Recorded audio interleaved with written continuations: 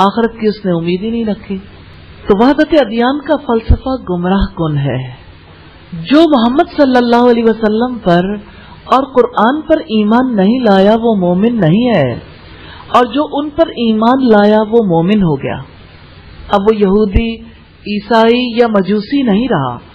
یہ روایت تفسیر قاسمی کی ہے. آیت نمبر 63 ہے وَإِذْ أَخَذْنَا مِيثَاقَكُمْ وَرَفَعْنَا فَوْقَكُمُ الطُّورَ خُذُوا مَا آتَيْنَاكُمْ بِقُوَّةٍ وَاذْكُرُوا مَا فِيهِ لَعَلَّكُمْ تَتَّقُونَ. اور جب ہم نے تم سے پختہ عہد لیا اور ہم نے تم پر پہاڑ کو بلند کیا کہ جو ہم نے تمہیں دیا ہے اسے مضبوطی کے ساتھ پکڑو اور جو اس میں ہے اسے یاد کرو تاکہ تم بچ جاؤ. بنی اسرائیل سے جو میثاق لیا گیا تھا رب العزت نے اس کو یاد دلایا ہے کہ وہ صرف اللہ تعالیٰ کی عبادت کریں گے، اس کے رسولوں کی پیروی کریں گے. رب العزت کا فرمان ہے وَإِذْ أَخَذْنَا مِيثَاقَكُمْ، اور جب ہم نے تم سے پختہ عہد لیا وہ وقت یاد کرو جب طور کو تمہارے اوپر معلق کر کے تم سے پختہ عہد لیا تھا تاکہ وہ مضبوطی سے عہد پر قائم رہے. اچھا، لفظوں میں وہ سٹوری کیسے پتا چلے؟ طور کو معلق کر دیا، آپ نے کہا اچھا ٹھیک ہے معلق ہوگا کچھ. آپ اپنے آپ کو اس ماحول میں لے جا کے دیکھیے. طور کوئی ہمارے ہاں جب ڈرا کرتے ہیں تو ایک پہاڑ بھی ڈرا کر سکتے ہیں. وہ کوئی ایسے ایک پہاڑ نہیں ہے کہ اچانک زمین سے اٹھا اور وہ ایک پہاڑ ہے. ایک پہاڑی سلسلہ ہے نا جس میں سے، اور پہاڑی کو طور کہتے ہیں. جسٹ امیجن کہ اللہ تعالیٰ پہاڑ کو اٹھا کر یوں کھڑا کرتے ہیں. مانتے ہو کہ نہیں؟ تو نیچے والوں کی کیا کیفیت ہوگی؟ دہشت، گھبراہٹ، پریشانی. اس طرح سے بنی اسرائیل نے اللہ تعالیٰ کے حکم کو مانا تھا کیونکہ سنگ دل تھے نا، ان کا دل پگھلتا ہی نہیں تھا. تو اللہ تعالیٰ نے ہمیں کیوں یاد دلایا؟ کیا آپ میں سے کوئی بتائے گا کیوں یاد دلایا؟ ہمیں کیوں اس نے بتایا ہے یاد کرو اس وقت کو؟ جی آپ بتائیے.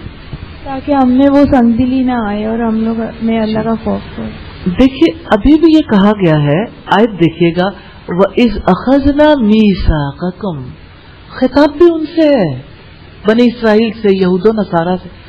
ہماری کتاب میں، قرآن میں اس خطاب کو کیوں رکھا گیا ہے؟ تاکہ ہم کتاب رکھنے کے بعد ان جیسے رویوں سے بچ سکیں. تو اللہ تعالیٰ نے طور کو ان کے سروں پر معلق کرنے کی وجہ سے ان کی جو حالت تھی وہ ہمارے شعور میں تر و تازہ کیے، ہم بھی محسوس کر سکیں کہ وہ کس قدر دہشت اور کتنی تکلیف میں تھے. اب سوچئے ذرا سا زلزلہ آتا ہے نا تو لوگ کلمہ پڑھنا شروع کر دیتے ہیں.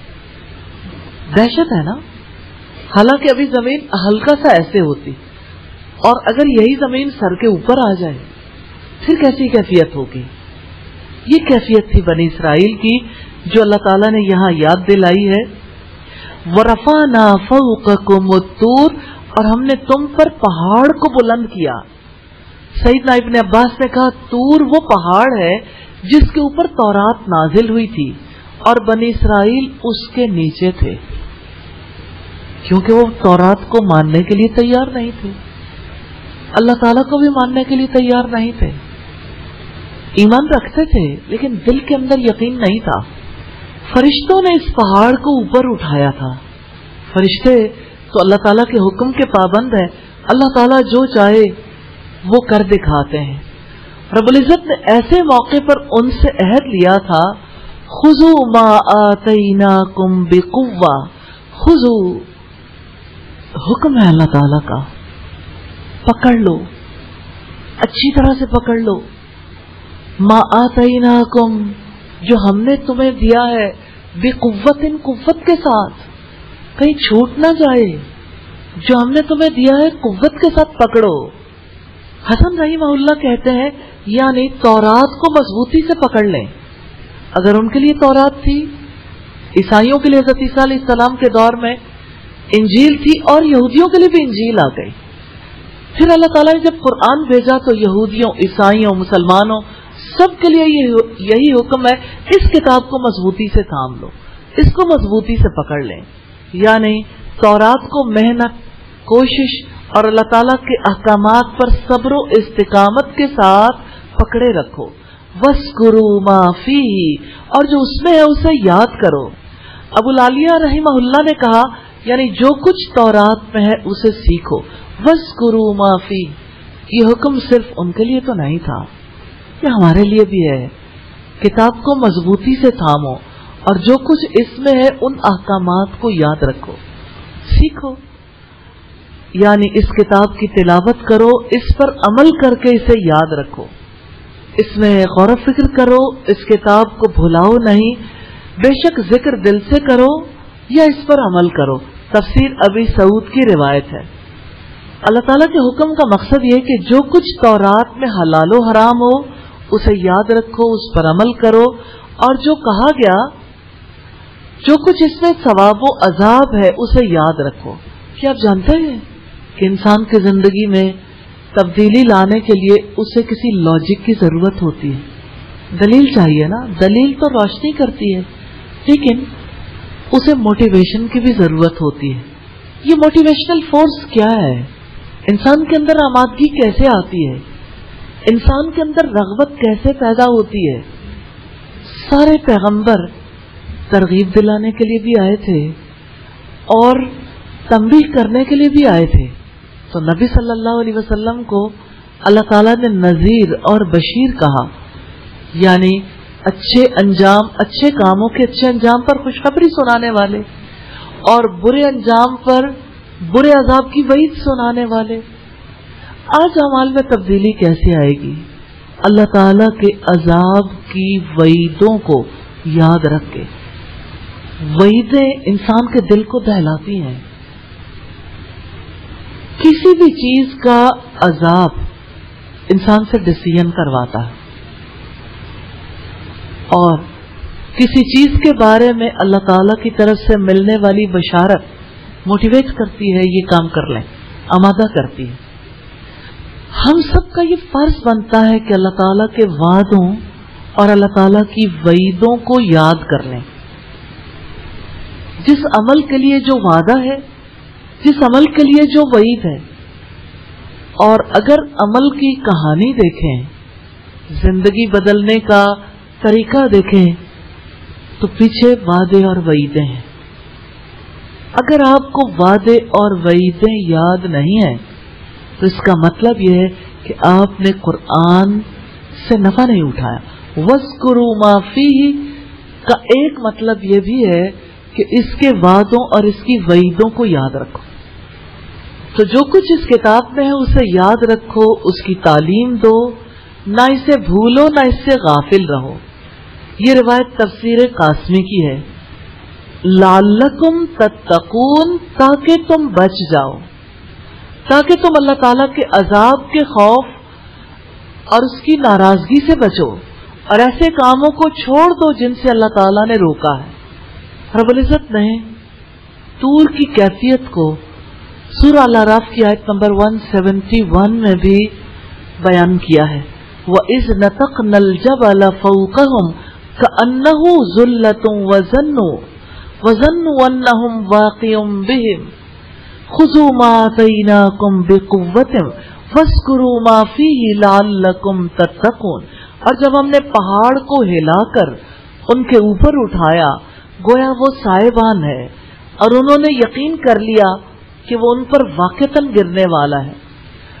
جو کچھ ہم نے تمہیں دیا ہے اسے قوت سے پکڑو، اور جو بھی اس میں ہے اسے یاد رکھو تاکہ تم بچ جاؤ. اللہ تعالیٰ کے ہاں کوئی بچ نہیں سکے گا جب تک کہ نیک اعمال لے کر نہیں جائے گا، جب تک کہ اللہ تعالیٰ کے روکے سے نہیں رکے گا. تو یہ عذاب کی وعید ہے جو روکتی ہے. جس کو عذاب پر یقین آتا ہے وہ رکتا ہے، جس کو اللہ کے وعدوں پر یقین آتا ہے وہ نیک عمل کرتا ہے.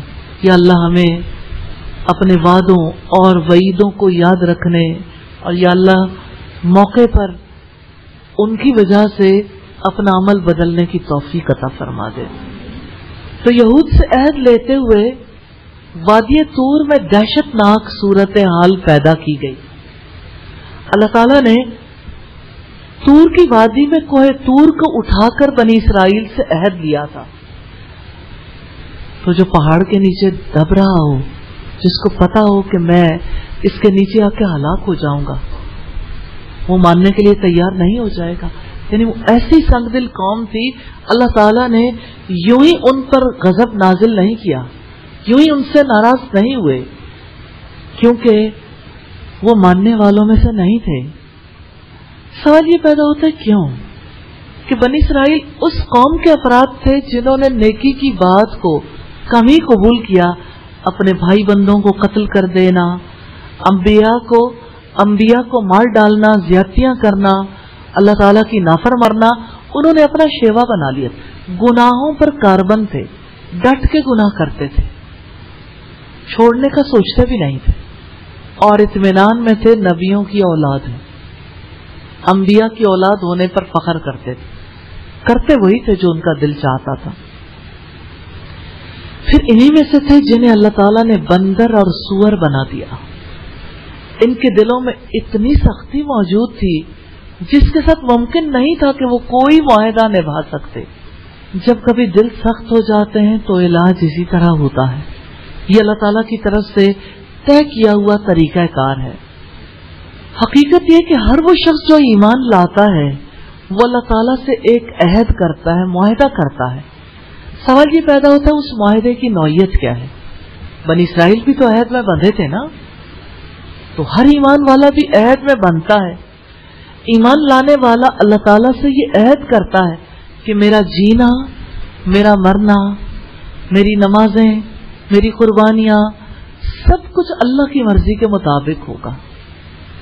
آپ کی زندگی میں ایسا ہے کہ زندگی کے سارے کام اللہ تعالیٰ کی مرضی کے مطابق ہو رہے ہیں؟ ایسا حقیقت نہیں ہے، کیونکہ ابھی تو اس راستے کے مسافر بنے، ابھی تو سفر شروع کیا ہے نا۔ تو جب سفر شروع کریں تو ظاہر ہے کہ اس کی جتنی منازل پر تبدیلی آتی وہ ساری پہلی منزل پر تو نہیں آ جاتی، لیکن آغاز تو ہو جاتا ہے۔ ضرور دیکھیں، میرا جینا، میرا مرنا اللہ تعالیٰ کے لیے ہے، میری نماز، میری قربانی اللہ تعالیٰ کے لیے ہے۔ تو اس معاہدے میں ایک طرف عاجز بندہ ہے اور دوسری طرف وہ ذات جس کے ہاتھ میں آسمانوں اور زمین کی طاقتیں ہیں۔ اگر انسان اس معاہدے کو پورا کرتا ہے تو اس کے لیے اللہ تعالیٰ کی لازوال نعمتیں ہیں۔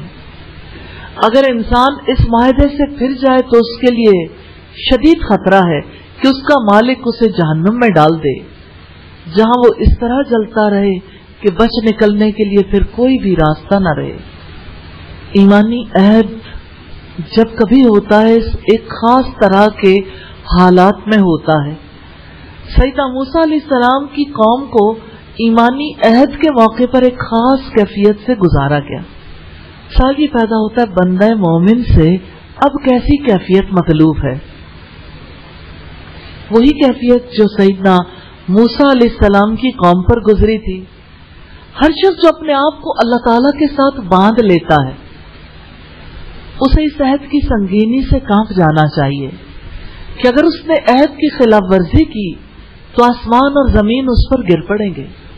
اللہ تعالیٰ نے بنی اسرائیل پر ایسی کیفیت طاری کی تھی، ایسے حالات ان کے لیے پیدا کیے تھے۔ اللہ تعالیٰ نے آپ کو بھی تو موقع دیا ہے 1 سال قرآن حکیم کے لیے لگانے کا۔ قرآن حکیم اللہ تعالیٰ کی وہ کتاب ہے جس کے بارے میں نبی صلی اللہ علیہ وسلم نے فرمایا قرآن اللہ کی رسی ہے جس کا ایک سرا اللہ تعالیٰ کے ہاتھ میں ہے، دوسرا بندے کے ہاتھ میں۔ جو اس رسی کو پکڑے ہوئے ہے اس نے اسے عام معاملہ کیوں سمجھا؟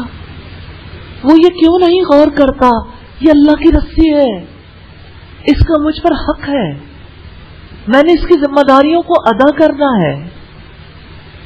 آپ ایمانی عہد میں تو بندھ گئے ہیں، دیکھنا نہیں چاہیں گے کہ ایمانی عہد کو پورا کیسے کر سکتے ہیں. نمبر 1، اپنا عقیدہ درست کر کے. عقیدے کی درستگی ضروری ہے. نمبر 2، اللہ تعالیٰ کی حدود کا خیال رکھ کر اس کی حد کو نہیں توڑنا.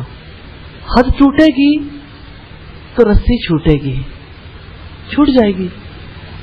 پھر اللہ تعالیٰ کے پسندیدہ مستحب اور مسنون کاموں کا خیال رکھ کر 3 بنیادی چیزیں ہیں جس کے ساتھ آپ اس معاہدے پر قائم رہ سکتے ہیں.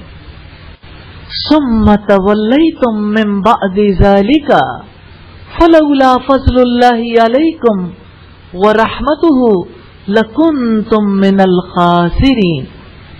پھر اس کے بعد تم اس سے پھر گئے تو اگر اللہ تعالیٰ کا فضل اور اس کی رحمت تم پر نہ ہوتی تو تم ضرور خسارہ اٹھانے والوں میں سے ہو جاتے. بنی اسرائیل نے عہد کے بعد کیا رویہ اختیار کیا؟ عہد توڑ ڈالا. اللہ تعالیٰ نے نقض عہد کے بارے میں بتایا ہے. یہ داستان ہے ایمان فروشوں کی، یہ کہانی ہے ان لوگوں کی جنہوں نے معاہدے توڑے، جن پر اللہ تعالیٰ نے انعامات کیے، جن پر اللہ تعالیٰ نے عذاب نازل کیے، جنہیں اللہ تعالیٰ نے انبیاء کی اولادوں میں سے بنایا، اور جنہوں نے انبیاء کے گھرانے کے افراد ہونے کے باوجود اللہ تعالیٰ کی نہیں مانی، تو اللہ تعالیٰ نے ان کو سور بنا دیا. انبیاء کی اولادوں میں سے سور بنے، بندر بنے، کیونکہ انہوں نے اپنی ذمہ داری قبول نہیں کی، کیونکہ انہوں نے اپنے آپ کو اکاؤنٹیبل نہیں سمجھا، کیونکہ وہ سمجھتے تھے ہم جو بھی کریں، جیسے بھی کریں، ہم نجات یافتہ گروہ ہیں، کامیاب لوگ ہیں. انہوں نے اپنے عمل کی بہتری کے لیے کبھی غور و فکر نہیں کیا. انہوں نے حق کی کبھی جستجو نہیں رکھی، حق کی تلاش کے لیے انہوں نے کبھی کوشش نہیں کی، ہمیشہ من مانی کی. اس داستان میں ہم ایسے مقام پر آ پہنچے ہیں جہاں بنی اسرائیل نے اپنا معاہدہ توڑ دیا ہے، جہاں وہ اللہ کے حکم سے ایمانی عہد سے پھر گئے ہیں. رب العزت نے فرمایا ثم تولیتم، پھر تم اس سے پھر گئے، اس کے بعد تم نے اعراض کیا، تم نے پیٹھ پھیر لی. من بعد ذلک، اس پختہ معاہدے کے بعد اللہ تعالیٰ کی کتاب کو مضبوطی سے پکڑنے اور جو کچھ اس میں ہے اسے یاد رکھنے کے عہد سے بنی اسرائیل پھر گئے. اپنے بارے میں احتیاط کیجیے گا، اس معاہدے میں آپ بھی بندھے ہوئے ہیں، اور یاد رکھیے گا دشمن آپ پہ حملہ ضرور کرے گا، کبھی آپ کو سست کرنے کی، کبھی غافل کرنے کی، کبھی آپ کی توجہ دوسری چیزوں کی جانب مبذول کروانے کی. تو یاد رکھیے گا بنی اسرائیل اگر عہد سے پھرے تھے تو ان پر اللہ تعالیٰ کا عذاب آیا تھا، نہ جا اس کے تحمل پر کہ بے ڈھب ہے گرفت اس کی، ڈر اس کی دیر گیری سے کہ سخت ہے انتقام اس کا. فلولا فضل اللہ علیکم ورحمتہ، تو اگر اللہ تعالیٰ کا فضل اور اس کی رحمت تم پر نہ ہوتی. سیدنا ابو سعید خدری نے کہا اللہ تعالیٰ کے فضل سے مراد قرآن مجید ہے. سیدنا قتادہ نے کہا اسلام اللہ تعالیٰ کا فضل ہے اور قرآن اس کی رحمت ہے. لکنتم من الخاسرین، تو تم ضرور خسارہ اٹھانے والوں میں سے ہو جاتے. اگر اللہ تعالیٰ اپنے فضل و کرم سے تم پر رحم نہ کرتا، تمہاری طرف توجہ نہ کرتا، اپنے نبی، اپنے رسول، اپنے آخری پیغمبر کو تمہارے پاس نہ بھیجتا، تو اس بدعہدی کی وجہ سے دنیا اور آخرت میں تم بہت ذلیل ہوتے، بڑا بھاری خسارہ اٹھاتے. سیدنا ابن عباس رضی اللہ تعالی عنہ نے کہا لکنتم من الخاسرین، یعنی دنیا اور آخرت میں تم ہلاک ہو جاؤ گے. یہ ابن ابی حاتم کی روایت ہے. اور رب العزت نے فرمایا قل ان الخاسرین الذین خسروا انفسهم واہلیہم یوم القیامہ الا ذالک هو الخسران المبین. آپ کہہ دیں کہ یقیناً خسارہ اٹھانے والے وہ ہیں جنہوں نے اپنے آپ کو اور اپنے گھر والوں کو قیامت کے دن خسارے میں ڈال دیا. سن لو یہی کھلا خسارہ ہے. کون ہے جو اپنے گھر والوں کو خسارے میں ڈالتا ہے؟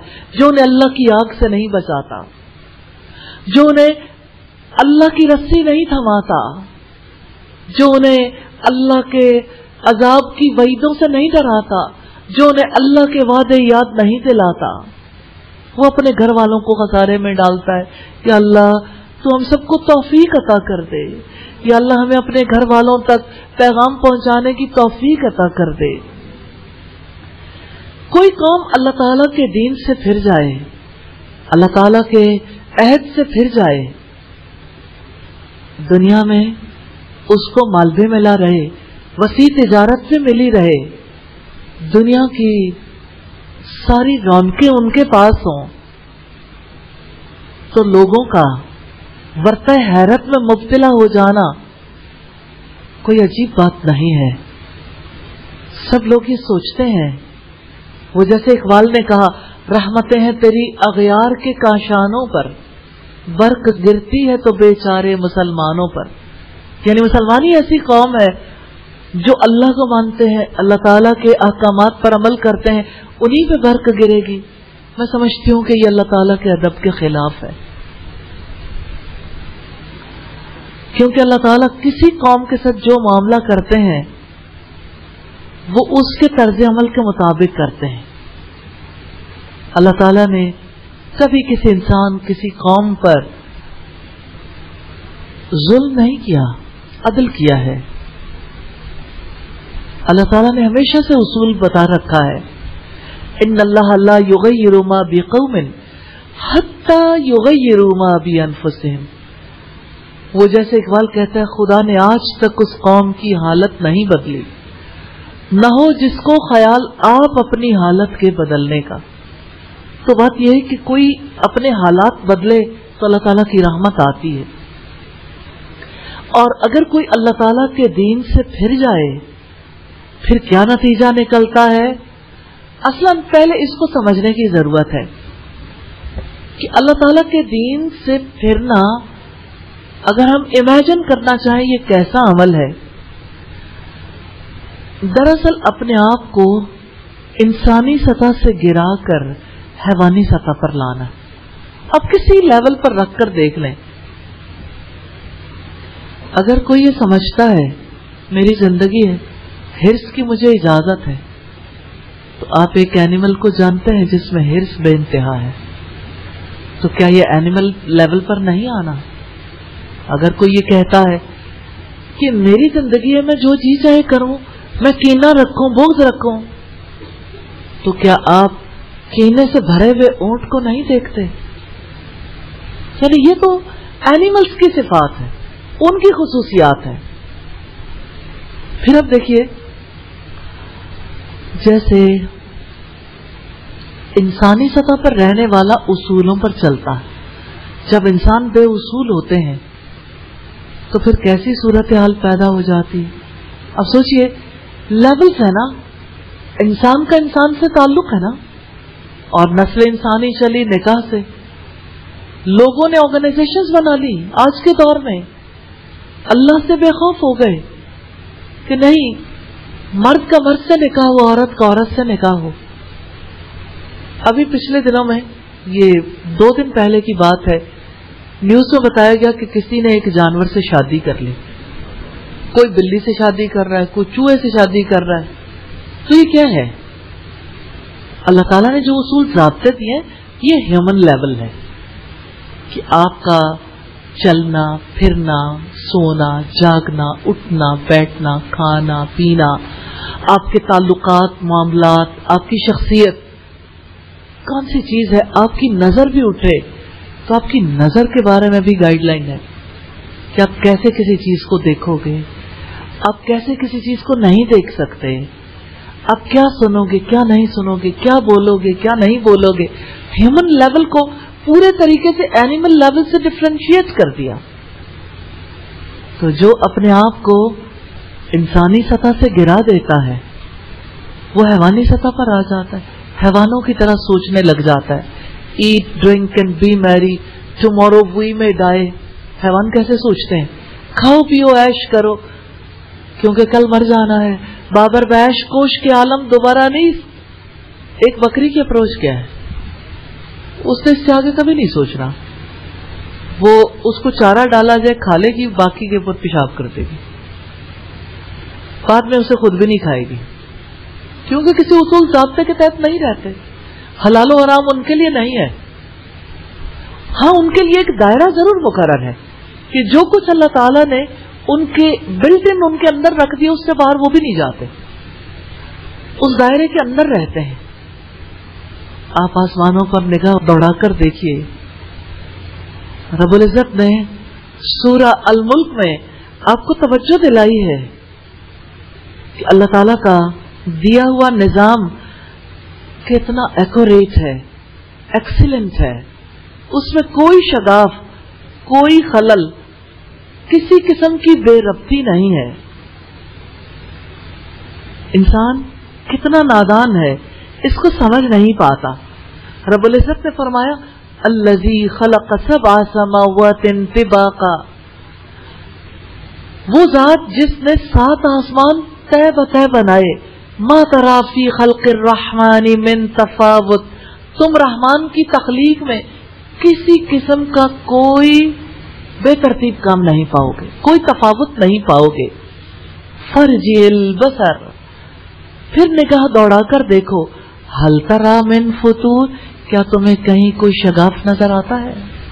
کوئی خلل، کوئی ایرر فری نظام ہے.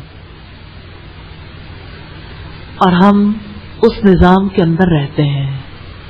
ثم ارجع البصر کرتین ينقلب إليك البصر خاسئا وهو حسير، پھر نگاہ لوٹا کر دیکھو، دوبارہ نگاہ لوٹا کر دیکھو، تمہاری نگاہ تھک کر نامراد واپس آ جائے گی. وَلَقَدْ زَيَّنَّا السَّمَاءَ الدُّنْيَا بِمَصَابِيحَ وَجَعَلْنَاهَا رُجُومًا لِلشَّيَاطِينِ، ہم نے آسمان دنیا کو تاروں سے زینت دی ہے اور اسے شیطانوں کے مار بھگانے کا ذریعہ بنا دیا ہے. یہ نظام ہے.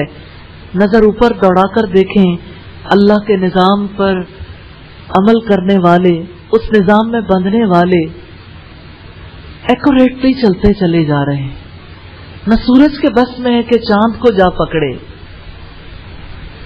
اللہ کے نظام میں بندھا ہوا ہے نا. نہ چاند سورج میں جا کے گر سکتا ہے کیونکہ اللہ کے نظام میں بندھا ہوا ہے. جس دن گرے گا سب تباہ ہو جائے گا. جو کچھ آسمانوں پہ نظر آتا ہے، جو کچھ زمین پر نظر آتا ہے، اللہ تعالیٰ کے ایکوریٹ نظام کی وجہ سے. تو انسانی زندگی کا نظام، انسانی زندگی کے لیے لائف سٹائل رب العزت نے دیا. ایگزیکٹلی اس کو فالو کرنے والا کامیاب ہو سکتا ہے اور اس سے ذرا سا پیچھے ہٹنے والا کامیاب نہیں ہو سکتا. جب انسان اللہ تعالیٰ کے دیے ہوئے لائف سٹائل، اس کے دین کا پابند نہیں رہتا تو کیا آپ جانتے ہیں اس کے پاس پھر کیا رہ جاتا ہے؟ کچھ بھی نہیں، کوئی دین نہیں. ایک انسان عہد کی پاسداری چھوڑتا ہے نا، عہد اللہ تعالیٰ کے دین کا حصہ ہے نا. نبی صلی اللہ علیہ وسلم نے فرمایا لا دین لمن لا عہد لہ، اس کا کوئی دین ہی نہیں جو عہد کی پاسداری نہیں کرتا. تو اللہ تعالیٰ کے دین سے منہ پھیرنے سے انسانی ہمدردی ختم ہو جاتی ہے. انسان ایک دوسرے کے ہمدرد نہیں رہتے، ایک دوسرے کا حق مارتے ہیں، انسانوں کے خون پسینے کی کمائی چوستے ہیں. قتل و غارت گری ایسی سوسائٹی میں عام ہو جاتی ہے، چوری ڈاکے عام ہو جاتے ہیں، زناکاری عام ہو جاتی ہے، پوری زمین فساد سے بھر جاتی. یہی دین ہے جو رب العزت نے پسند کیا. اسی لیے اس نے فرمایا ان الدین عند اللہ الاسلام، بے شک دین اللہ تعالیٰ کے نزدیک اسلام ہے. وَمَن يَبْتَغِ غَيْرَ الْإِسْلَامِ دِينًا فَلَن يُقْبَلَ مِنْهُ، جو اسلام کے سوا کوئی اور لائف سٹائل اختیار کرے گا، کوئی اور دین، اس سے ہرگز قبول نہیں کیا جائے گا. ایک سوال جو شاید کے اختتام پر ہم ضرور دیکھنا چاہیں گے وہ یہ کہ اللہ تعالیٰ کے دین سے، اللہ تعالیٰ کی دی ہوئی کتاب قرآن حکیم سے منہ پھیرنے کے اسباب کیا ہیں؟ کیوں لوگوں نے قرآن کو چھوڑ دیا؟ کیوں آج گھروں میں قرآن ہے، زندگیوں میں قرآن نہیں ہے؟ وہ جیسے اقبال کہتا ہے، وہ زمانے میں معزز تھے مسلمان ہو کر اور تم خار ہوئے تارک قرآن ہو کر. تم نے قرآن کو چھوڑا، زمانے میں ذلیل و رسوا ہو گئے. اس پاورفل بک سے، اللہ تعالیٰ کے پاورفل دین سے منہ پھیرنے کے اسباب کیا ہیں؟ جانتے ہیں، ایک سوچ ہے، ہماری ضرورت نہیں ہے. جیسے ہم زندگی گزار رہے ہیں ٹھیک ہے، قرآن کو غیر ضروری سمجھتے ہیں. آپ کے کرنے کا کام کیا ہے؟ اپنے گھر والوں کو، اپنے تعلق والوں کو یہ سمجھائیں یہ سب سے بڑی ضرورت ہے. کیونکہ جو چیز ضرورت ہوتی ہے اس کے لیے سب کچھ نکل آتا ہے، وقت، صلاحیت، مال، سب کچھ. غیر ضروری چیزوں کے لیے کوئی وقت لگانا نہیں چاہتا. اگر آپ یہ جاننا چاہتے ہیں کون قرآن کو غیر ضروری سمجھتا ہے تو آپ اس کو قرآن کی دعوت دے کے دیکھیے، وہ کہے گا میرے پاس وقت نہیں ہے. کیوں؟ اس لیے کہ وہ اس کام کو غیر ضروری خیال کرتا ہے کہ میری زندگی میں غیر ضروری کاموں کے لیے وقت نہیں ہے. تو یہ پہلی بات ہے قرآن حکیم سے منہ پھیرنے کے اسباب کے حوالے سے. دوسری چیز یہ ہے کہ لوگ سمجھتے ہیں کہ انہیں اس سے کوئی فائدہ ہونے والا نہیں. اس کا کیا فائدہ اگر پڑھ لیا یا نہ پڑھا، جنہوں نے پڑھا ہے وہ کون سا عمل کر رہے ہیں. اب یہ دیکھیں اتنی آسانی سے ثبوت مل جاتا ہے، لوگوں کو عذر ملتا ہے نا کہ لوگ کون سا عمل کرتے ہیں. حالانکہ ہر شخص پر اپنے عمل کی ذمہ داری ہے، ہر شخص اپنے اعمال کا ذمہ دار ہے. لوگ محسوس کرتے ہیں کہ اس کو پڑھ لینے سے ہماری زندگی کے اندر کوئی ایسا معاملہ ہونے والا نہیں جس سے ہمیں کوئی فائدہ نصیب ہو جائے، اور چھوڑ دینے سے ہمیں کوئی نقصان ہونے والا نہیں. کیونکہ لوگوں نے دیکھا قرآن کو چھوڑا ہے تو زندگی تو جاری ہے. یا ایھا الانسان انک کادح الی ربک کدحا فملاقی، اے انسان تو کشاں کشاں اپنے رب کی طرف جا رہا ہے اور تو اس سے ملاقات کرنے والا ہے. جا تو رہے ہیں، زندگی گزار تو رہے ہیں، لیکن جب زندگی کی دوڑ میں بھاگتے بھاگتے اپنی موت کے ہاتھوں گرفتار ہو جائیں گے، منہ کے بل گریں گے اور سامنے اپنے رب کو موجود پائیں گے، پھر کیا کریں گے؟ پھر کیا جواب دیں گے اپنی زندگی کا، اپنی جوانی کا، اپنے مال کا، اپنے وقت کا، اپنی صلاحیتوں کا؟ کیا جواب ہوگا؟ اللہ تعالیٰ نے توجہ دلائی ہے کہ دیکھو، جس قوم کو ہم نے بدعمالیوں کی وجہ سے بندر بنایا تھا، کیسے مسخ صورت کا یہ عذاب آیا تھا. آیت نمبر 65 دل دہلا دینے والی آیت ہے. رب العزت نے فرمایا وَلَقَدْ عَلِمْتُمُ الَّذِينَ اعْتَدَوْا مِنْكُمْ فِي السَّبْتِ فَقُلْنَا لَهُمْ كُونُوا قِرَدَةً خَاسِئِينَ. اور بلا شبہ تم جان چکے کہ تم میں سے جو لوگ ہفتے کے دن میں حد سے گزر گئے تو ہم نے انہیں کہا کہ تم ذلیل ہونے والے بندر بن جاؤ. ہفتے کے دن کو سبت کہتے ہیں. یوم السبت سے مراد ہفتے کا دن ہے. اللہ تعالیٰ کی طرف سے عبادت کا دن جب سے زمین و آسمان بنے ہیں برکت والا دن جمعہ تھا. یہودیوں نے کہا کوئی اور دن. انہوں نے ہفتے کے دن کی ڈیمانڈ کی اور اس کے لیے خود مطالبہ کیا ایسا دن عبادت کے لیے مقرر کر دیں کہ جس میں ہم سب کاموں سے فارغ ہو کر اپنے رب کی عبادت کریں. جب دن مقرر ہوا پھر انہوں نے کیا سازشیں کی آگے اسی کا بیان ہے. عیسائیوں نے اپنی طرف سے اتوار کا دن مقرر کیا. اصل دن جمعہ ہے جس دن اللہ تعالیٰ نے تمام برکت والے کام کیے ہیں. جمعے کا دن تو یوم السبت کا قانون تھا اور بنی اسرائیل نے قانون توڑ ڈالا کیونکہ وہ اپنے آپ کو نہ ریسپانسبل سمجھتے تھے نہ اکاؤنٹیبل، جواب دہ نہیں سمجھتے تھے کہ جو جی میں آئے کر لیں کوئی کیا کہے گا. کتنے ہی ایسے لوگ ہیں جو آج بنی اسرائیل جیسی روش اختیار کیے ہوئے ہیں کہ اپنے آپ کو جواب دہ نہیں سمجھتے. زندگی میں یاد رکھیے گا کسی انسان کی تباہی بربادی کا آغاز اسی نقطے سے ہوتا ہے کہ وہ اپنے آپ کو کسی کے سامنے جواب دہ نہ سمجھے. اکاؤنٹیبلٹی دل کی عبادت ہے. اکاؤنٹیبلٹی کا یقین ہونا یہی تو زندگی بدلتا ہے. تو بنی اسرائیل نے سبت کا قانون توڑا. اللہ تعالیٰ نے سزا کے طور پر انہیں بندر بنا دیا.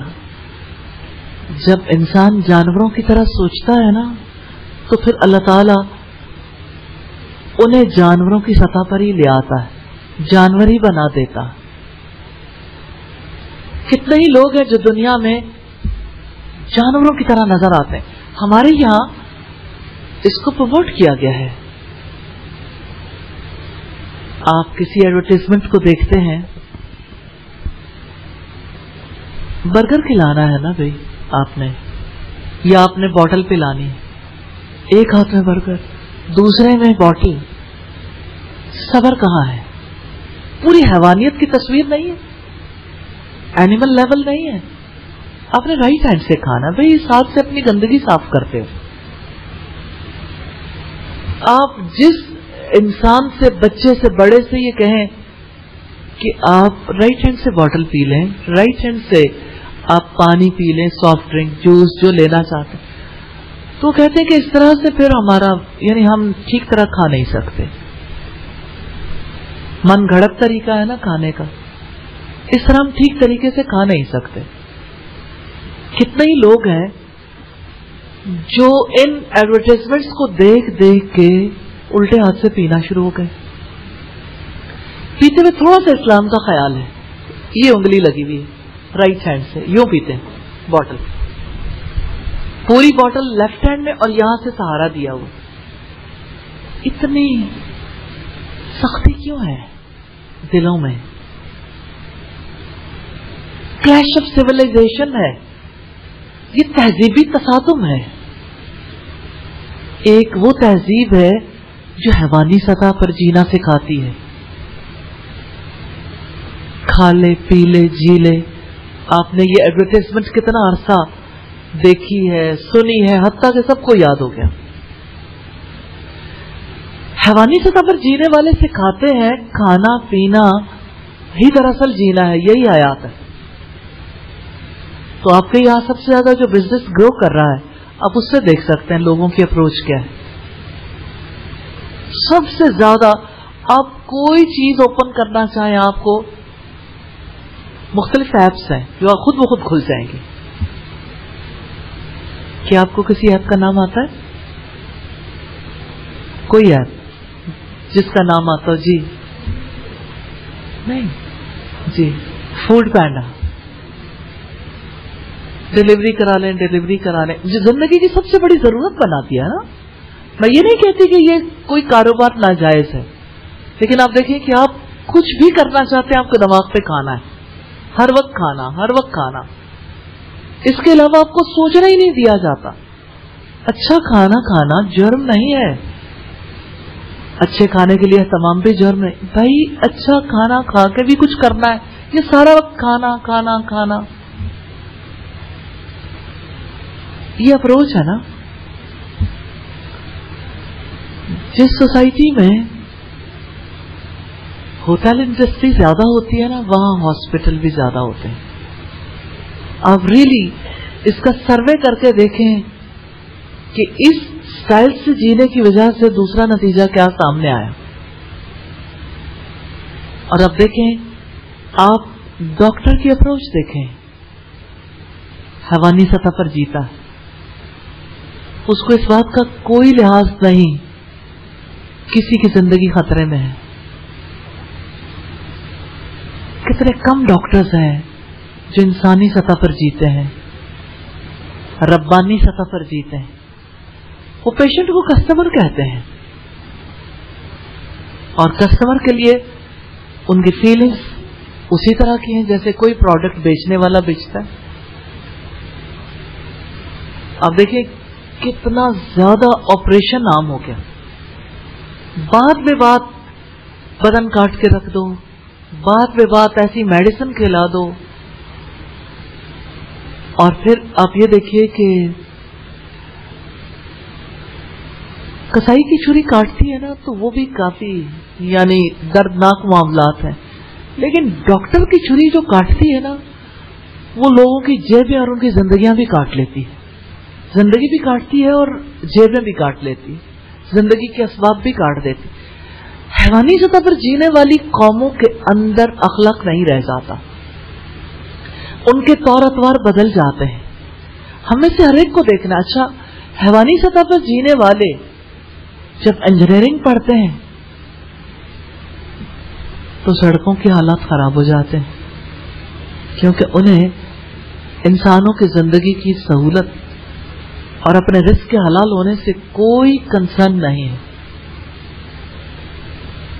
مال سے کنسرن ہے. ان کو یہ پتا ہے کہ ٹھیک ہے زندگی میں کچھ ایڈ آنز ہیں جس کی وجہ سے ہمارے لیے آسانی ہو جائے گی.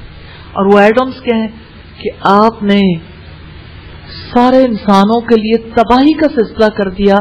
سڑک پر اچھا مٹیریل نہیں لگایا، آپ نے سڑک بنائی نہیں، مدتیں گزر گئیں کسی علاقے میں لوگوں کو دھکے کھاتے ہوئے. برجز جو بن رہے ہیں بن ہی نہیں پا رہے، میٹرو سے چلنی ہے چل ہی نہیں پا رہی، قیمت بڑھتی چلی جا رہی ہے، لوگوں کے حالات کیا ہو رہے ہیں کوئی کنسرن نہیں. انہیں اتنا کنسرن ہے کہ ٹھیک ہے ایک جرم ضرور ہے لیکن کیا کریں، پرسنٹیج طے ہے، دینی تو ہے، ہر کسی کا حصہ، اس سے بچ سکتے ہی نہیں ہیں. ہاں یہ ہے کہ اب ظاہر ہے کہ غلطی کی معافی اللہ تعالیٰ سے مانگ لیں گے، اس کے گھر چلے جاتے ہیں. ایڈ آن ہے عمرے. معذرت کے ساتھ اس کا یہ مطلب نہیں کہ سارے لوگ عمرہ اس وجہ سے کرتے ہیں، لیکن جتنا کوئی لوگوں کو ستاتا ہے کہیں پھر اس کو اپنا گناہ ستاتا ہے تو اللہ کے گھر چلا جاتا ہے، بعد میں آ کے پھر ویسا ہی ہو جاتا ہے، کیونکہ اسلام اس کی زندگی میں داخل نہیں ہوا. ایڈ آن ہے تھوڑا سا جہاں ضرورت پڑی، موقع کی مناسبت سے تھوڑا سا اپنے آپ کو ٹھیک رکھنے کے لیے. تو یاد رکھیے گا حیوانی سطح پر جینے والوں کو انسانی شکل بھی پھر لمبے عرصے تک نصیب نہیں رہتی. یہ اللہ تعالیٰ کا قانون ہے، دنیا میں ایسا ہوا تھا، یہ سچ ہے جو اللہ تعالیٰ نے بیان کیا. جب انسان جانوروں کی طرح سوچتا ہے تو پھر اللہ تعالیٰ اسے جانور بنا دیتا. اب ذرا سوچئے، بندروں سے ویسے تو لوگ بڑے محظوظ ہوتے ہیں، لیکن ان لوگوں کے ساتھ کیا بیتی ہوگی جنہیں رب العزت نے کہا کہ تم ذلیل ہونے والے بندر بن جاؤ. ان کی سکن پر جو بال اگے ہوں گے، ان کا جسم جب شرنک ہوا ہوگا، جب دم نکلی ہوگی، چہرے کی صورتحال جب بدل گئی ہوگی، دماغ تو انسانی تھا لیکن سطح حیوانی تھی. تو اللہ تعالیٰ نے ان کو بندر بنا دیا. وَلَقَدْ عَلِمْتُمْ، اور بلا شبہ تم جان چکے ہو، یعنی اے یہود تم جانتے ہو اچھے طریقے سے اس بستی کے رہنے والوں کو کیسا توہین آمیز عذاب آیا تھا. جنہوں نے اللہ تعالیٰ کی نافرمانی کی، اس کے عہد کو توڑا جو ان سے ہفتے کے دن کی تعظیم کے بارے میں لیا گیا تھا، اللہ تعالیٰ نے انہیں بندر بنا دیا۔ الذین اعتدوا منکم فی السبت، تم میں سے جو لوگ ہفتے کے دن میں حد سے گزر گئے۔ سبت کا قانون یہ تھا کہ ہفتے کا دن عبادت کے لیے خاص ہوگا، اس دن دنیا کا کوئی کام نہ خود کریں گے نہ اپنے ملازموں سے کروائیں گے، جو کوئی اس قانون کو توڑے گا وہ واجب القتل ہوگا، یہ قانون تھا۔ اس دن کسی قسم کا کام، ایون لائٹ بھی آن آف نہیں کر سکتے تھے، یعنی جو بھی اس دور کے چراغ تھے، چراغ جلانا بجھانا یہ بھی پہلے سے کر لیتے تھے، کیونکہ ہفتے کے دن پھر کچھ بھی نہیں کرنا ہوتا تھا۔ تو بنی اسرائیل نے ہفتے کے دن عبادت کرنے کی بجائے تجارت کی اور اس دن کی حرمت کو پامال کیا۔ دیکھیں اب جمعے کا دن مسلمانوں کے یہاں اللہ تعالیٰ کے نزدیک بہت برکت والا ہے، تو جمعے کے وقت سے پہلے کوئی تجارت کرے یا جمعے کی نماز ادا کرنے کے بعد کرنا چاہے تو رکاوٹ نہیں ہے، کیونکہ ہمارے جمعے کا یہ قانون نہیں ہے، ان کا یہ قانون ان کی اپنی پسند کے دن کی وجہ سے تھا، ان کے مطالبے پر تھا۔ تو بنی اسرائیل نے حد سے تجاوز کیا، شکار کو ان کے لیے حرام کیا گیا تھا تو انہوں نے شکار کیا۔ کبھی کبھی اپنے طرز عمل کا جائزہ بھی ضرور لیا کریں، اپنی زندگی کا جائزہ لیں گے تو آپ کو پتہ چلے گا جو اصول قاعدے ابھی دیکھیے گا یہ تو ان کیا بتاتی ہے، اصول کی پابندی یا اصول کی خلاف ورزی، یہ زندگی ہے جہاں رسپانسبلٹی اکاؤنٹیبلٹی میٹر نہیں کرتی لوگوں کے لیے۔ فَقُلْنَا لَهُمْ كُونُوا قِرَدَةً خَاسِئِينَ، تو ہم نے انہیں کہا کہ تم ذلیل ہونے والے بندر بن جاؤ۔ استغفر اللہ۔ بنی اسرائیل سے یہ کہا گیا تھا ہفتے کے دن کی حرمت پامال نہ کرنا، مچھلیوں کا شکار نہ کرنا، تو انہوں نے ہفتے کے دن مچھلیوں کے شکار کی یہ تدبیر کی کہ گڑھے کھود کر ان میں جال اور کانٹے ڈال دیے جائیں، ہفتے کے دن مچھلیاں جالوں میں پھنس جائیں گی اور اتوار کو پکڑ لی جائیں گی۔ انہوں نے اس تدبیر پر عمل کیا۔ بنی اسرائیل کی ہیلہ سازی کے اس گناہ عظیم نے ان پر اللہ تعالیٰ کا عظیم عذاب واجب کر دیا، اللہ تعالیٰ کے غضب کو واجب کر دیا، اللہ تعالیٰ نے انہیں حقیر اور ذلیل بندر بنا دیا۔ سورہ الاعراف میں رب العزت نے فرمایا وَاسْأَلْهُمْ عَنِ الْقَرْيَةِ الَّتِي كَانَتْ حَاضِرَةَ الْبَحْرِ إِذْ يَعْدُونَ فِي السَّبْتِ، اور آپ ان سے اس بستی کے بارے میں پوچھیں جو سمندر کے کنارے تھی، یعنی بنی اسرائیل ان دنوں میں سمندر کنارے رہتے تھے، جب وہ سبت کے بارے میں حد سے تجاوز کرتے تھے، جب ہفتے کے دن ان کی مچھلیاں سر اٹھائے ان کے پاس آ جاتی تھیں، اور جس دن ہفتہ نہ ہوتا تھا وہ ان کے پاس نہیں آتی تھی۔ ہم نے ایسے ہی ان کی آزمائش کی اس وجہ سے جو وہ نافرمانی کرتے تھے۔ اور جب ان میں سے ایک گروہ نے کہا تم ایسے لوگوں کو کیوں نصیحت کرتے ہو جنہیں اللہ تعالی ہلاک کرنے والا ہے یا ان کو عذاب دینے والا ہے، سخت عذاب، انہوں نے کہا تمہارے رب کے حضور معذرت پیش کرنے کے لیے، اور شاید وہ اللہ تعالیٰ سے ڈر جائیں۔ پھر جب انہوں نے بھلا دیا جو انہیں نصیحت کی گئی تھی تو ہم نے ان لوگوں کو نجات دی جو برائی سے روکا کرتے تھے، اور ان کو بدترین عذاب کے ساتھ پکڑ لیا جنہوں نے ظلم کیا کیونکہ وہ نافرمانی کرتے تھے۔ یہ سورہ الاعراف کی آیات ہیں 163 اور 165 تک ہیں۔ بنی اسرائیل ایسی قوم ہے جن پر اللہ تعالیٰ کی کتابیں نازل ہوئیں۔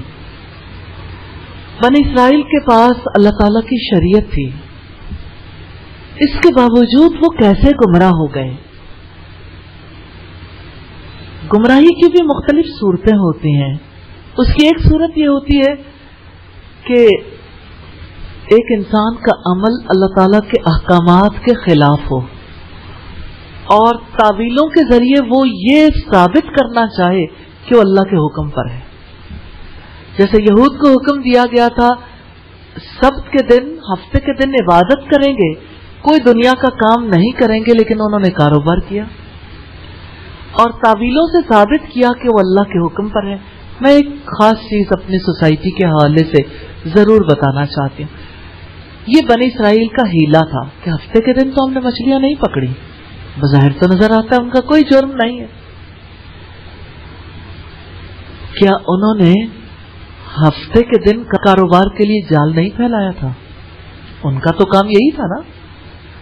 تو سمندر میں جال پھیلانے کے لیے جائیں تو ایسے حصے مل جاتے ہیں جہاں مچھلیاں کثرت سے ہوتی ہیں. اللہ تعالیٰ نے ان کی آزمائش کے لیے سمندر کنارے ہفتے کے دن مچھلیاں یوں بھیج دی کہ اچھل اچھل کے انہیں دکھاتی تھی کہ ہم آ گئے ہم آ گئے. تو انہوں نے جال لگائے ہوئے تھے، تو ان کے پاس ان کا مال پہنچ گیا، کاروبار تو ہو گیا. اگر وہ جال نہ لگاتے، گڑھے نہ کھودتے تو ظاہر مچھلیاں نہ آتی. پھر وہ اتوار کے دن مچھلیاں بیچ بھی دیتے تھے. ہفتے کے دن جو چیز ان کے پاس آئی ہے نقد، اسی کا تو انہوں نے بزنس کیا، اس کے لیے انہوں نے ایفرٹ کی. یہ ہیلا تھا.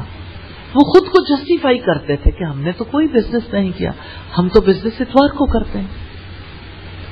ہمارے یہاں بھی ہیلا بڑے پیمانے پہ جاری ہے. سودی بینکاری کو اسلامی بینکاری کہہ کر پیش کیا جاتا ہے، اس میں بھی ہیلا اختیار کیا گیا ہے. آپ اسے ڈیٹیل سے اسٹڈی کر سکتے ہیں. اور ہمارے یہاں ایک معروف بینک ہے جسے اسلامی بینک کہا جاتا ہے، جن کی شرح سود اسلام کے نام پہ اور ہائر ہو جاتی ہے. ہیلا ہے. معذرت کے ساتھ ممکن ہے میں اسی وجہ سے نام نہیں لینا چاہتی، آپ میں سے کون نہیں جانتا، سب جانتے ہیں. اگر کوئی 1 10 پورے بورڈ کے سائن کروا لے اور زہر کی بوتل پر شہد کا لیبل لگا ہوا ہے، سارا بورڈ سرٹیفائی کر دے شہد شہد شہد، کیا وہ واقعی شہد بن جائے گا؟ تو سود بھی کبھی حلال مال نہیں بن سکتا. ہاں اس کے لیے کوئی تدبیر اختیار کر لی جائے، کیونکہ سود کی پہچان یہ ہے اس میں سال گزرنے پر جو وقت مقرر ہے، مقررہ میعاد کے ساتھ، یعنی وہ وقت گزر گیا تو اصل پر کتنا زائد ادا کریں گے. چاہے کو گھر لے، گاڑی لے، اس کے لیے کسی قسم کا قرض لے،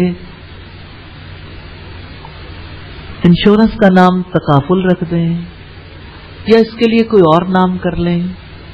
دیکھیں یہ نہیں ہے کہ ٹھیک نہیں ہو سکتے، یہ معاملات ہو سکتے ہیں، لیکن جو طریقہ یہاں ہمارے ملک میں اختیار کیا گیا وہ ہیلا ہے. اگر آپ اس کو اسٹڈی کریں گے، آپ ان بینکر سے بھی بیٹھ کے پوچھیں گے کہ آپ کس نسبت سے پروفٹ کو تقسیم کرتے ہیں، تو کہیں گے جو فکس ہے. جب فکس کر کے آپ اس پہ پروفٹ دیں گے اور نقصان کبھی نہیں دیں گے، اگر نقصان دیں گے تو ظاہر ہے آپ کے پاس کون مال رکھوائے گا. تو اگر آپ نقصان دیتے ہی نہیں ہیں تو ایسا بھی کوئی بزنس ہوتا ہے جس میں کبھی نقصان ہی نہ ہو. اور ایسی بھی کوئی شرح ہے کمائی کی جو فکس ہو، کبھی اوپر ہوگا کبھی نیچے ہوگا. تو منانے کی کوشش کی جاتی، اوپر نیچے ہوتا رہتا، لیکن وہ اوپر نیچے بھی فکسڈ ہے، پیچھے سے فکسڈ ہے. لوگوں کو وہ اوپر نیچے ہوتا نظر آ رہا ہے، پیچھے سے جو معاملات ہیں وہ اس میں اور سود کے معاملے میں کوئی فرق نہیں. ہاں ایک فرق ہے، سود کی شرح تھوڑی کم ہے اور اسلامی بینکاری کی شرح تھوڑا سا زیادہ ہے. یہ فرق ضرور ہے. اسلام کے نام پہ ایکسپلائٹیشن، معذرت کے ساتھ. پھر سارے بینکوں نے کہا کہ اچھا ہم یعنی جو فائدہ سارے اٹھا رہے ہیں ہم ہی اس سے محروم رہ جائیں، ہم بھی بہتی گنگا میں ہاتھ دھو لیں، ہم بھی کچھ فائدہ اٹھا لیں. سب نے اپنے اپنے اسلامی بینکاری کے ڈپارٹمنٹ الگ کر دی. جس بینک والے کے ساتھ آپ بیٹھ کر ڈسکس کریں وہ خود ہی بتا دیتے ہیں کہ بے شک یہ اسلامی بینکاری، ہاں کاروبار ہوتا ہے، یہ بھی ہوتا ہے، یہ بھی ہوتا ہے. وہ ثابت کریں گے یہ ٹھیک ہے، یہ ٹھیک ہے، یہ ٹھیک ہے. ایک مقام پہ آ کے وہ کہیں گے ہاں ایسا تو ہوتا ہی ہے، اصلاً یہ ایک ہی چیز ہے، اصلاً یہ ایک ہی چیز ہے. ہیلا کل لوگ کریں ہفتے کے دن کے بارے میں اور بندر بنا دیے جائیں. آج اپنے آپ کو سمجھیں کہ اللہ تعالیٰ کی گرفت ہم پر نہیں ہو سکتی. ہیلا سازی پر اللہ تعالیٰ کسی کو کسی وقت بھی اور کسی طرح کے عذاب میں بھی مبتلا کر سکتا ہے. یہ اس کا اختیار ہے، وہ جو کرنا چاہے. کہ اللہ ہمارے لوگوں کو سمجھ نصیب کر دے. یہاں یہ بھی سوچنے کی ضرورت ہے جو شخص ایمان لے آئے، ایمان لانے کے بعد تو اسے حساس ہو جانا چاہیے، کانشیس، اس کی کانشیسنس بڑھنی چاہیے، کیونکہ اسے اپنی سیلف ریسپانسبلٹی لینی ہے. وہ اکاؤنٹیبل ہے. وہ اپنے آپ کو جب ذمہ دار اور جوابدہ سمجھتا ہے تو اس کا عمل اور بہتر ہونا چاہیے. لیکن ایک عجیب معاملہ ہے، ایمان لانے کے بعد لوگ بے حس ہو جاتے ہیں. اکثر لوگ، میجورٹی، حساس بننے کی بجائے اور بے حس ہو جاتی. سوال یہ پیدا ہوتا ہے یہ بے حسی کہاں سے آتی ہے؟ اللہ تعالیٰ کی یاد سے غافل ہو کر بے حسی آتی ہے، اللہ کے ذکر میں کمی کی وجہ سے، آخرت کو بھلانے کی وجہ سے، زیادہ سوال کرنے کی وجہ سے، تعویلیں گھڑنے سے، یعنی اللہ تعالیٰ کے حکم کا اپنی ذات سے کوئی اور ہی مفہوم بیان کرنے سے، حجتیں پیش کرنے سے، بحثیں کرنے سے، دین کو اپنی ذمہ داری نہ سمجھنے سے اور دین کا کام نہ کرنے سے. جو دین کا کام نہیں کرتا نا، دین پڑھتے ہوئے، دین پڑھ کر اس کا دل سخت ہو جاتا ہے. اور دل سخت ہو جائے تو عام انسانی باتوں کی طرح اللہ تعالیٰ کی باتوں میں بھی انسان سرکشی پر مبنی رویہ اختیار کر لیتے ہیں. پھر اللہ تعالیٰ کا تصور دل کو نہیں پگھلاتا، پھر اللہ کا کلام دل کے اندر تڑپ پیدا نہیں کرتا، پھر روح کے اندر ارتعاش پیدا نہیں ہوتا. یہ کلام حیات بخش ہے. پھر کلام کو یہ اپنی ضرورت نہیں سمجھتے. ہم نے پڑھا ہوا ہے، ہمیں سب پتا ہے.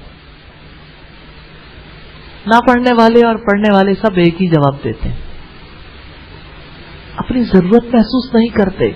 اب دیکھیے، آپ کے جسم کو تو دن میں کئی بار غذا کی ضرورت فیل ہوتی ہے، پانی، کھانا، ایسا ہے نا؟ یا آپ سارا دن 24 گھنٹے بغیر کسی چیز کے کھائے پیے بالکل ٹھیک رہتے ہیں؟ اللہ تعالیٰ نے ہماری زندگی کا نظام بنایا نا. آپ نے ایک دفعہ پورا کھانا کھا لیا، اگلے ٹائم پہ آپ کو بھوک لگی، آپ پھر کیوں کھاتے ہیں؟ پھر کیوں کھاتے ہیں؟ کیونکہ آپ کی زندگی کا نظام ایسا ہے، آپ کو بار بار غذا کھانے کی ضرورت ایسی. تو وہ جو ہماری روح کی غذا ہے، وہ جو ہماری عقل کی غذا ہے، قرآن، وہ جو حیات بخش کلام ہے، اس کی زندگی میں دوبارہ ضرورت ہی فیل نہیں ہوتی. کبھی کھانا چھوڑ کے دیکھیے، بھوکے رہ کے دیکھیے، کتنے دن، کتنے وقت میں بھوکے رہ سکتے ہیں. لیکن قرآن تو آسانی سے چھوڑ دیتے ہیں. قرآن کو تو اپنی ذمہ داری محسوس نہیں کرتے. قرآن کے بارے میں بے حسی تب آتی ہے جب لوگ اپنے آپ کو جوابدہ نہیں سمجھتے. قرآن کی ضرورت دلوں سے اٹھ جاتی ہے جب لوگ اپنے آپ کو جواز دے لیتے ہیں کہ ہم نے پڑھنا تھا، پڑھ لیا، اب ہمیں سب پتہ چل گیا، کافی ہے. بھائی یہ ایسا علم نہیں ہے جس کو پڑھ لیں تو ہمیشہ آپ کی زندگی کا حصہ رہے. یہ قرآن تو باڑے میں بندھے ہوئے اونٹ سے بھی زیادہ तेजी के साथ दिलों से निकल जाता है, रहता नहीं है। ये अल्लाह के रसूल सल्लल्लाहु अलैहि वसल्लम का फरमान है। तो ये थे यहूदी बनी इसराइल और ये है मुसलमान और ये है हम। किताब रखने वाली कौम के हालात तो एक जैसे ही होते हैं ना, कुछ आगे गए कुछ पीछे उन जैसे काम कर रहे हैं।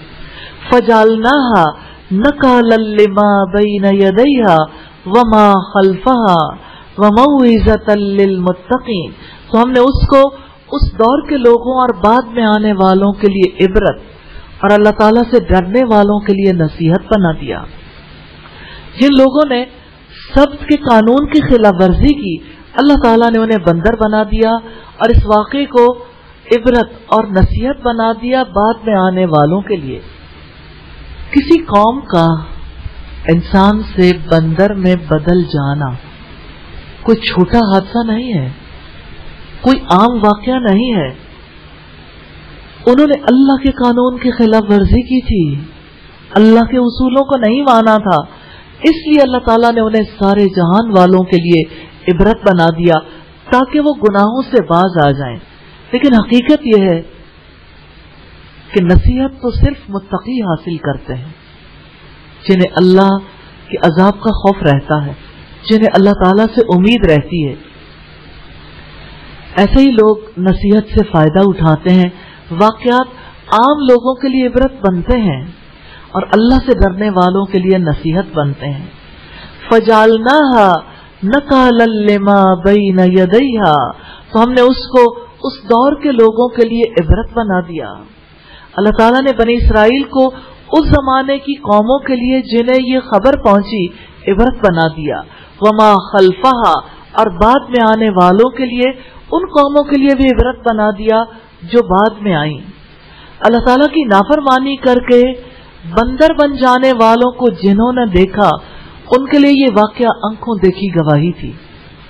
उस जमाने के बाकी लोगों और ये कि बाद में आने वालों ने अगरचे नहीं देखा था, लेकिन इस वाक़े को अल्लाह ताला ने इबरत बना दिया कि नाफरमानी करने पर शक्लें मसख हो सकती हैं।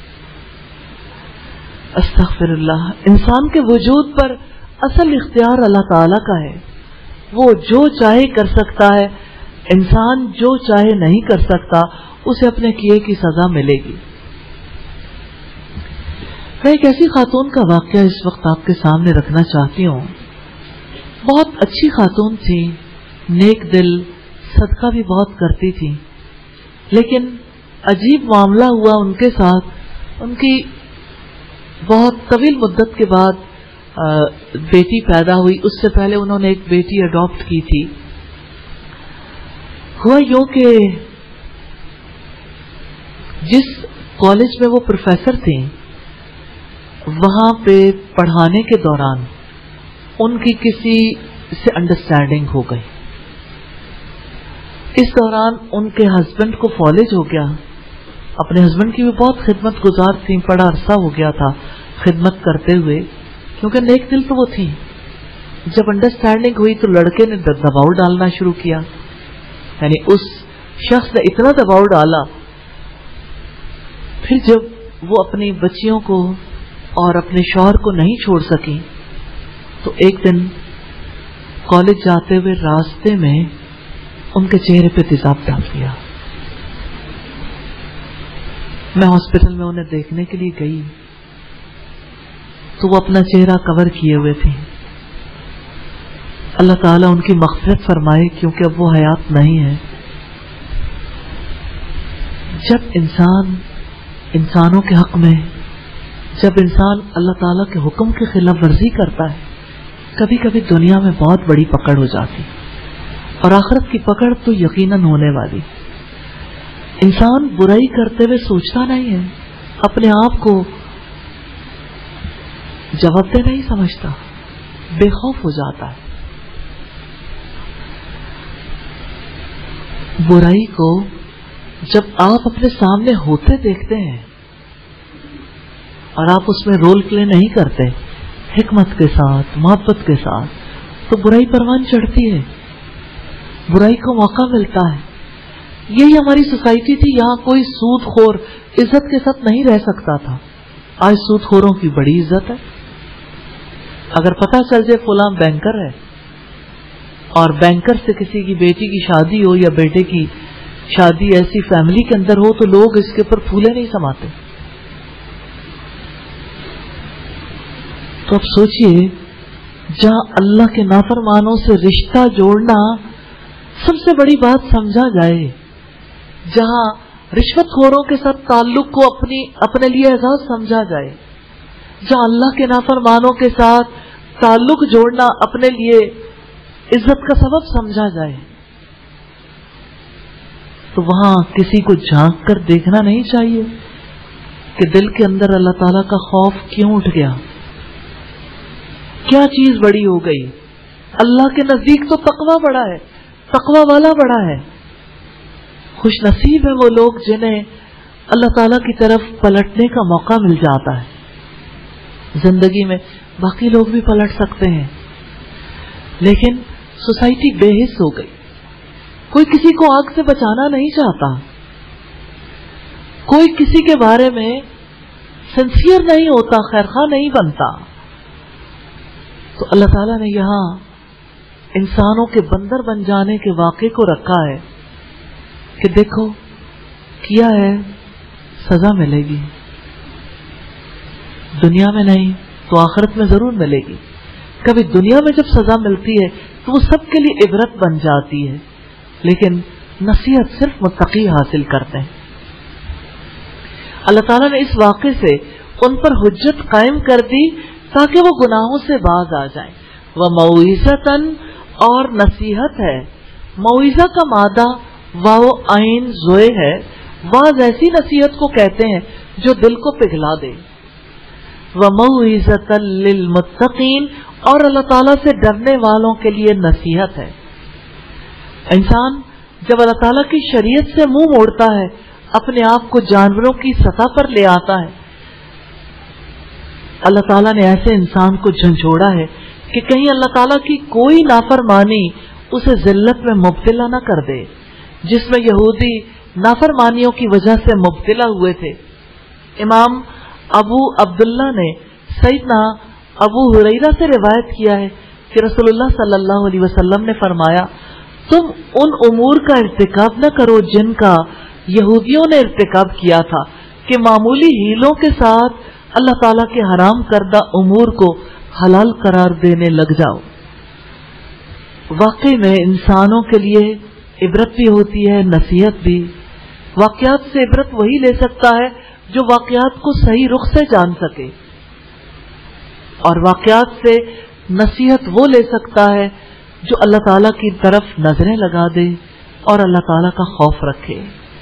یا اللہ تو ہمیں عبرت پکڑنے والے اور نصیحت پکڑنے والے لوگوں میں شامل فرما دے. آیت نمبر 67 تاریخ بنی اسرائیل کے ایک اور واقعے کو لیے ہوئے ہے.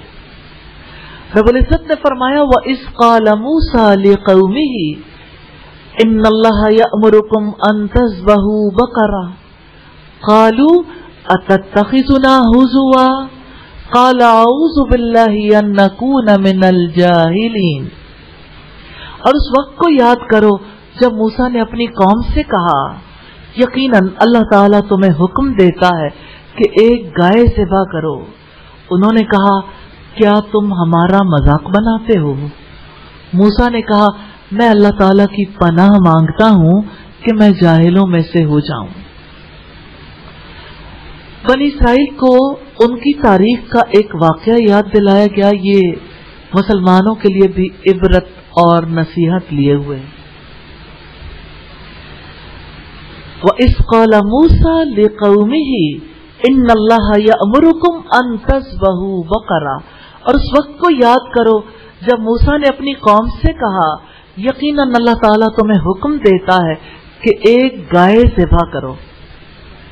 اللہ تعالیٰ بنی اسرائیل کو واقعات یاد دلاتے ہیں جو ان کے اور سیدنا موسیٰ علیہ السلام کے درمیان پیش آئے تھے. یاد کرو جب تم نے ایک شخص کو قتل کر دیا تھا. ہاں، گائے کو ذبح کرنے کا واقعہ ایک قتل سے متعلق ہے۔ بنی اسرائیل میں ایک بے اولاد مالدار شخص تھا جس کا وارث اس کا بھتیجا تھا۔ چچا کی بیٹی تھی جس سے بھتیجا شادی کر لینا چاہتا تھا۔ چچا نے نکاح کرنے سے انکار کر دیا۔ بھتیجے کو چچا کا مال حاصل کرنا تھا، بیٹی نہیں ملی تو ایک ہی راستہ نظر آیا، چچا کو قتل کر دوں۔ پھر چچا کو قتل کرنے پہ اکتفا نہیں کیا، چچا کو قتل کیا اور لاش دروازے پر ڈال دی، کسی اور کے دروازے پر۔ صبح لوگ قاتل کی تلاش میں ایک دوسرے پر الزام لگانے لگے۔ بات سیدنا موسیٰ علیہ السلام تک پہنچی تو اللہ تعالیٰ نے انہیں ایک گائے ذبح کرنے کا حکم دیا، جس کا ایک ٹکڑا مقتول کو مارا گیا تو وہ زندہ ہو گیا اور قاتل کی نشاندہی کر کے مر گیا۔ بنی اسرائیل کے بارے میں آپ جانتے ہیں، بنی اسرائیل کو گائے پرستی کی بیماری لگ گئی تھی۔ جیسے کینسر لگتا ہے نا، تو سب جس کو کینسر ہو جائے وہ خود بھی انتہائی خوف میں ہوتا ہے، دوسرے بھی خوف میں مبتلا ہو جاتے ہیں۔ لیکن کتنی بیماریاں جو کینسر سے بھی زیادہ خطرناک ہوتی ہیں، جیسے شرک کی بیماری۔ تو بنی اسرائیل کو گائے پرستی کی بیماری لگ گئی تھی، انہیں گائے ذبح کرنے کا حکم دیا گیا تاکہ ان کے ذہن سے گائے کے تقدس کو ختم کیا جائے۔ تو بنی اسرائیل نے اس پر بہت عذر تراشے، حالانکہ ان پر واجب تھا کہ سیدنا موسیٰ علیہ السلام کے حکم کی پیروی کرتے۔ گائے ذبح کرنے کے حکم کے جواب میں بنی اسرائیل نے کہا، قالوا اتتخذنا ہزوا، کیا تم ہمارا مذاق بناتے ہو؟ یعنی یہ کیا بات کر رہے ہو ہم سے کہ ہم گائے ذبح کر دیں؟ اس جواب سے بنی اسرائیل کے بارے میں پتہ چلتا ہے کہ وہ نبیوں کی بات کو بھی سنجیدگی سے نہیں لیتے تھے، اپنی مرضی کی زندگی گزارنا چاہتے تھے، ضد اور ہر دھرمی کی نفسیات رکھتے تھے۔ قال اعوذ باللہ ان نکون من الجاہلین، انہوں نے کہا میں اللہ تعالیٰ کی پناہ مانگتا ہوں کہ میں جاہلوں میں سے ہو جاؤں۔ یعنی مذاق اڑانا تو جاہلوں کا کام ہے، میں اللہ کی پناہ مانگتا ہوں کہ میں کسی کا مذاق اڑانا چاہوں، یعنی میں اپنے آپ کو اپنی خواہش اور اپنی مرضی کہ نہیں اللہ تعالیٰ کے حوالے کرتا ہوں، وہ جو مجھے ہر برائی سے بچا سکتا ہے، کیونکہ جاہل ایسی باتیں کرتا ہے جس کا اسے کوئی فائدہ نہیں ہوتا، وہی لوگوں کا تمسخر اڑاتا ہے۔ عقل مند شخص یہ سمجھتا ہے کہ اپنے جیسے کسی آدمی کا مذاق اڑانا عقل اور دین کے لیے سب سے بڑا عیب ہے۔ آپ کسی کا مذاق اڑاتے ہیں کبھی؟ بہن بھائیوں کا، بچوں کا، بڑوں کا؟ تو اب دیکھ لیجئے سیدنا موسیٰ علیہ السلام کے جواب میں ہمارے لیے کتنی بڑی نصیحت ہے۔ تو اب سوچئے کہ کسی کو دوسرے پر کتنی فضیلت حاصل ہو۔ فضیلت تو یہی تقاضا کرتی ہے نا کہ بندہ شکر ادا کرے۔ فضیلت کا یہ مطلب تو نہیں ہے کہ وہ دوسرے کا مذاق اڑانا شروع کر دے، اللہ کے بندوں کے ساتھ وہ شفقت سے پیش آنے کی بجائے ان کے ساتھ زیادتی کا معاملہ کرے۔ سیدنا موسیٰ علیہ السلام کے کلام میں بھی سبق ہے کہ جہالت کا مظاہرہ کرتے ہوئے اللہ کی پناہ مانگنی چاہیے۔ جب کبھی کسی کو مذاق اڑاتا دیکھیں، جب کبھی خود ایسی پوزیشن میں آ جائیں، اعوذ باللہ من الشیطان الرجیم، اللہ کی پناہ مانگیں گے تو پناہ ملے گی، ورنہ جس کو مذاق اڑانے کی لت پڑ جاتی ہے اس کی یہ عادت کبھی ختم نہیں ہوتی۔ قالوا ادع لنا ربک یبین لنا ما ہی قال انه يقول انها بقرة لا فارض ولا بکر اوان بین ذلک ففعلوا ما تؤمرون۔ انہوں نے کہا ہمارے لیے اپنے رب سے دعا کرو کہ وہ ہم پر واضح کر دے کہ وہ کیسی ہو۔ موسیٰ علیہ السلام نے کہا بے شک اللہ تعالیٰ فرماتا ہے کہ یقیناً وہ گائے نہ بوڑھی ہو اور نہ بچیا، بلکہ اس کے درمیان جواں عمر کی ہو، لہذا تم کرو جو تمہیں حکم دیا جاتا ہے۔ اللہ تعالیٰ کے حکم کے جواب میں بنی اسرائیل نے کیا رویہ اختیار کیا؟ انہوں نے کہا اپنے رب سے دعا کرو۔ رب تو ان کا بھی تھا، دعا کروائی جا سکتی ہے، وہ ہم پر واضح کر دے وہ گائے کیسی ہو۔ بنی اسرائیل نے دین کے سادہ حکم کو کتنا بوجھل بنا دیا تھا، حکم کی تعمیل کی بجائے کھوج کرید کا طریقہ اختیار کیا۔ جستجو تو اللہ کے حکم پر عمل کرنے کی ہونی چاہیے، نہ کہ اللہ کے حکم سے نکلنے کے لیے جستجو شروع ہو جائے۔ انہوں نے کہا اپنے رب سے دعا کرو وہ ہم پر واضح کر دے کہ گائے کی عمر کیا ہے۔ یہودیوں کی سرکشی اور سوالات کی بھرمار کی خبر دی جا رہی ہے۔ جب انہوں نے خود اپنے اوپر تنگی کی تو اللہ پاک نے بھی ان پر تنگی ڈال دی۔ اگر حکم ملتے ہی کوئی بھی گائے پکڑتے ذبح کر دیتے کافی تھا، کھوج کرید شروع کر دی، سوالات کرتے ہی رہے اور ادھر سے بھی سختی بڑھتی ہی گئی۔ سیدنا موسیٰ علیہ السلام نے بنی اسرائیل کو اس پر جواب دیا، قال انہ یقول انہا بقرۃ لا فارض ولا بکر اوان بین ذلک ففعلوا ما تؤمرون۔ موسیٰ نے کہا بے شک اللہ تعالیٰ فرماتا ہے کہ یقیناً وہ گائے نہ بوڑھی ہو اور نہ بچیا، بلکہ اس کے درمیان جواں عمر کی ہو، لہذا تم کرو جو تمہیں حکم دیا جاتا ہے۔ سیدنا موسیٰ علیہ السلام نے واضح کیا کہ اللہ تعالیٰ فرماتا ہے وہ گائے ایسی ہے جو بڑی نہیں اور نہ ہی زیادہ چھوٹی ہے، متوسط عمر کی ہے، لہذا تشدد اور تکلف کو چھوڑ کر وہ کام کرو جس کے کرنے کا حکم دیا گیا۔ دین کی اصل روح تسلیم و رضا ہے، جرا کرنا نہیں ہے، تنقید کرنا نہیں ہے۔ ایک دفعہ جب اللہ تعالی کی ذات کو مان لیا، اس کے دین کو تسلیم کر لیا، اب صرف ایک چیز کی گنجائش ہے، عمل کی، بے عملی کی گنجائش نہیں۔ اسی عمل کا مطالبہ کیا تھا، حکم آنے پر مومن کو فوراً عمل کرنا چاہیے۔ اللہ تعالی ہم سب کو توفیق دے۔ آیت نمبر 69 ہے، قالوا ادع لنا ربك يبين لنا ما لونها قال انه يقول انها بقرة صفراء فاقع لونها تسر الناظرین۔ انہوں نے کہا ہمارے لیے اپنے رب سے دعا کرو، وہ ہمارے لیے واضح کر دے کہ اس کا رنگ کیسا ہو۔ موسیٰ علیہ السلام نے کہا بے شک اللہ تعالیٰ فرماتا ہے کہ یقیناً وہ زرد رنگ کی گائے ہو، اس کا رنگ چمکنے والا ہو کہ دیکھنے والوں کو وہ خوش کرتی ہو۔ بنی اسرائیل نے گائے کے بارے میں مزید تفصیل پوچھی تو انہیں جواب دیا گیا، تفصیل یہ پوچھنی چاہیے انہوں نے، قالوا ادع لنا ربک یبین لنا ما لونها، انہوں نے کہا ہمارے لیے اپنے رب سے دعا کرو، وہ ہمارے لیے واضح کر دے اس کا رنگ کیسا ہو۔ بنی اسرائیل نے ایک بار پھر وضاحت چاہی، گائے کا رنگ کیسا ہو، حالانکہ حکم پر عمل کرنا تھا، لیکن ایک کے بعد ایک بات ہے، ایک کے بعد ایک بات ہے۔ قال انہ یقول انها بقرۃ صفراء فاقع لونها، موسیٰ علیہ السلام نے کہا بے شک اللہ تعالیٰ فرماتا ہے کہ یقیناً وہ زرد رنگ کی گائے ہو، اس کا رنگ چمکنے والا ہو۔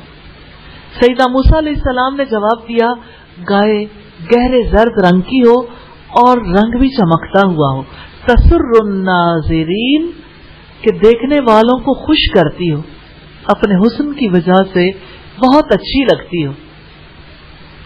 بنی اسرائیل کی طرف سے بار بار استفسار ہے جو ظاہر کرتا ہے کہ وہ حکم پر عمل کرنا نہیں چاہتے تھے،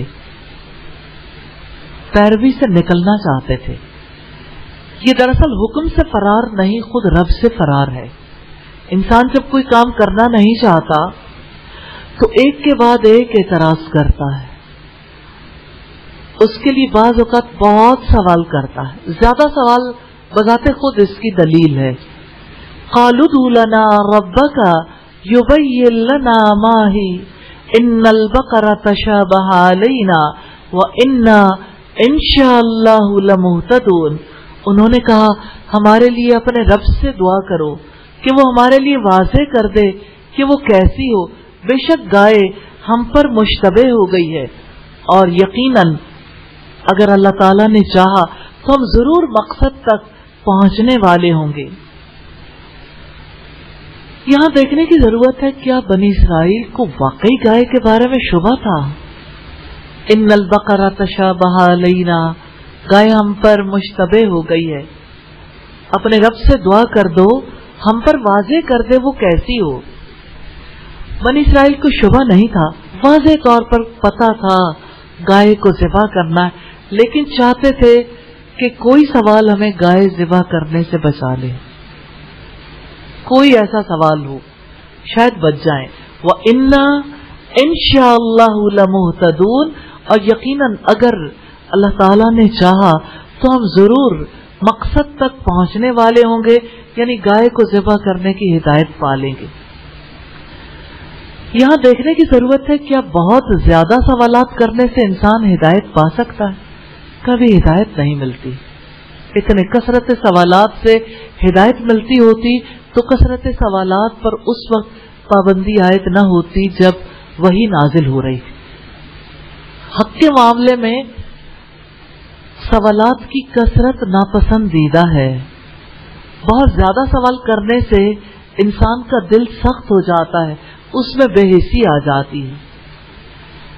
قال انه يقول انها بقرة لا ذلول تثير الارض ولا تسقي الحرث مسلمة لا شية فيها قالوا الآن جئت بالحق فذبحوها وما كادوا يفعلون۔